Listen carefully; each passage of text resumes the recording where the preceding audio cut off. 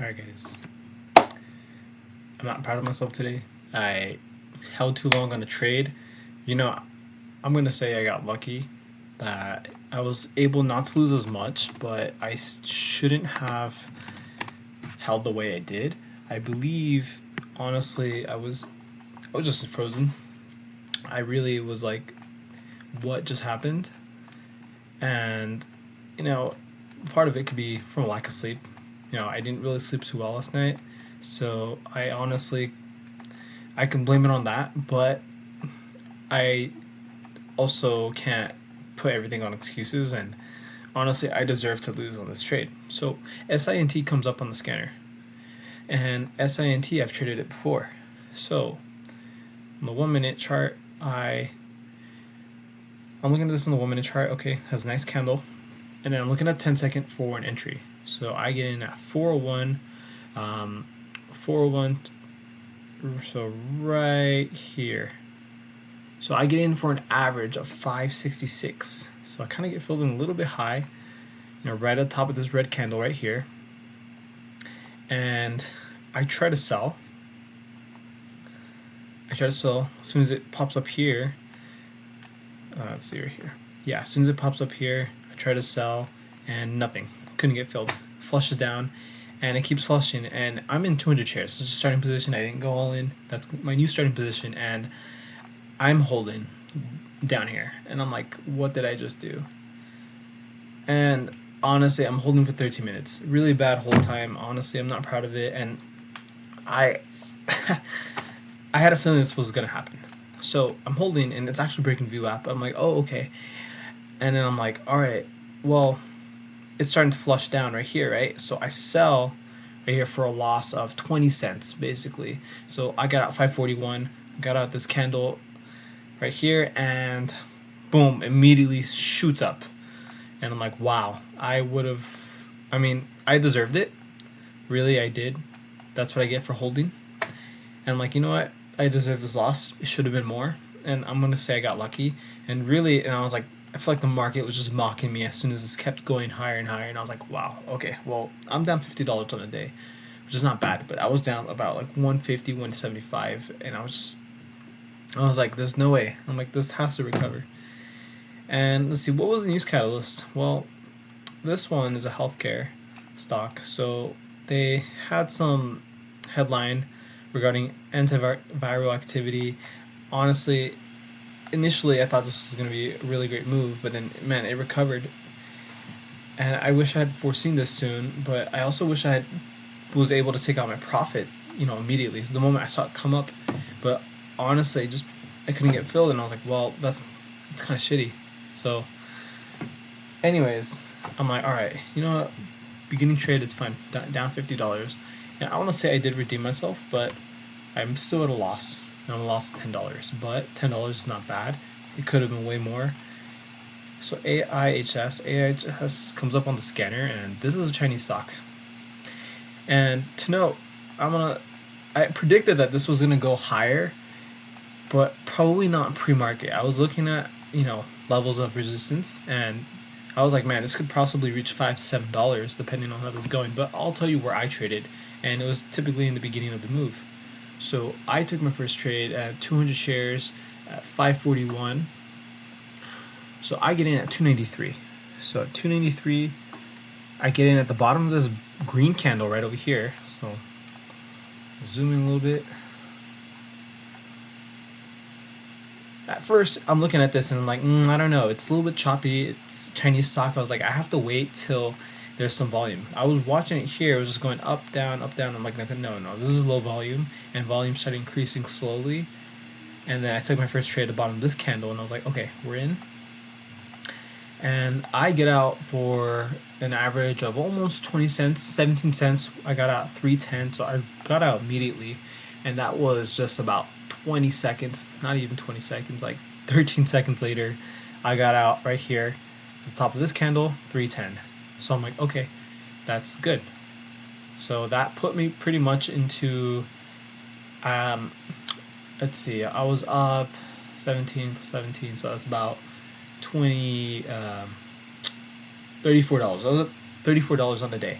So I was like, okay, that's fantastic. We're slowly closing the gap. And then I'm like, wow, this thing's really moving. I still have enough to kind of continue this trade. And I'm trying to think about where's the best place to take a trade. So I try to take a trade right here at the support of the 90 EMA.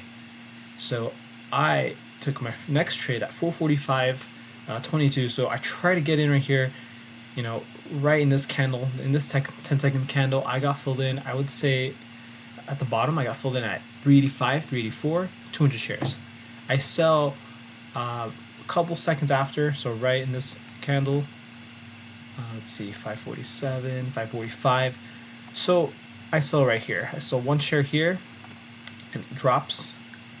I'm trying to see if this is going to make further moves, and I notice it's in the MACD negative for the 10 second. On the 1 minute, it's still positive. So I'm like, okay, I feel confident holding at least another 100 shares to see if it'll make other moves. So I sell my next 100 shares a minute later, but that's honestly, I sold a little bit too soon for that as well. I sold so my initial 100 share size that I sold was 395, and then I sold the next one at 385 just a minute later around this candle right here. Yep, right here. That's where I sold. And it kept going higher and higher, and I was like, well, I think the market is telling me something today that I shouldn't have held, and I'm getting punished for it, but I lost only $10. So I'm going to be grateful. I'm going to take it as that. Could have been way worse. I could have been another July event where I had to restart. I had a big loss in the beginning of the month and then slowly work my way up. So I'm going to flip over to my screen right now. So these are my entries and these are my exits. And this is my pin on the day. I was trying my best to close this gap to make it break even, but $10 not that bad. I just didn't like how long I was holding, and I don't want that to become a habit. So back to AIHS. So the reason why I was predicting AIHS would make really big moves, did reject though. So I noticed it started crawling back up, and I was like, okay, I'm looking at this. It was already breaking these levels right here at 333. This candle wicks 350. Next resistance 386. I'm like, okay, if this breaks $4, this is gonna reach possibly until 668. So really, 668 is, I guess, the top, or that's the gap, or no, that's the candle until the gap, which the gap is not until 9. So it didn't make this move during the pre-market session, but during the open, it made huge moves, and it reached a high of 826. So it almost filled this gap, pretty close. Yeah, wow, 826. It filled the gap almost halfway, but as you notice, it didn't hold long, and it went back down. So if you made good money off this, congrats. But yeah, lessons to be learned. Man, I have to be awake. I do trade in the dark, so I should honestly turn on the lights. I'm sometimes very, very sleepy when I try to get up. Someone was telling me, or I think asking, what my typical schedule is. My typical schedule kind of varies. So usually I try to go to bed on days when I don't have training for like grappling, which I do judo. I try to go to sleep around 10, no later than 10:30. Because I do wake up at around 3:50. I like to give myself 5-10 minutes to wake up, boost up my computers. If there's any issues, I want to take care of it right before. I don't want to wake up 5 minutes right before 4. I need at least 5 minutes of everything, loading properly, and an extra 5 minutes just to load up everything and making sure there are no issues. And I also, so I'm getting around like sometimes 5-6 hours is not a lot. On days when I do have training, when I come back around 11, I don't go to sleep till 12. So yeah, my sleep is not really the best, but I've conditioned myself to wake up, and then I try to go back to sleep and get some extra hours in. So I am losing about at least 2 to 3 hours of sleep sometimes if I can't go to sleep. Usually I don't have a problem going back to sleep, so that to me I don't find an issue. It's really finding more hours to get some sleep in. So on days definitely when I don't come back late, I try to go to sleep 9:30, 10, try to be in bed, and then obviously in the weekend I sleep in. I try to sleep in a little bit. To me, 7 is pretty late. I don't like to be waking up so late, I think you waste your time, you waste your day. Waking up at 9, I feel like I wasted most of my morning.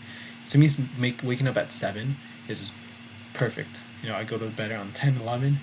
That's around 6, 7 hours. I'll take it. If I can get more, that's fine. I do try to nap throughout the day to catch an extra sleep. But yeah.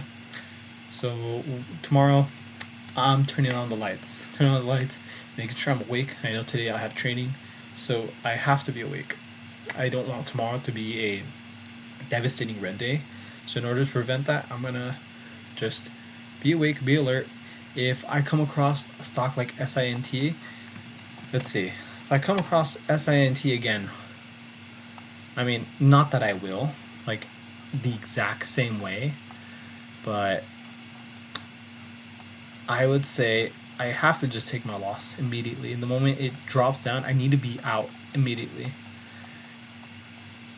In order to prevent, me holding forever, because what could have happened, what usually happens, this is lucky. I got lucky.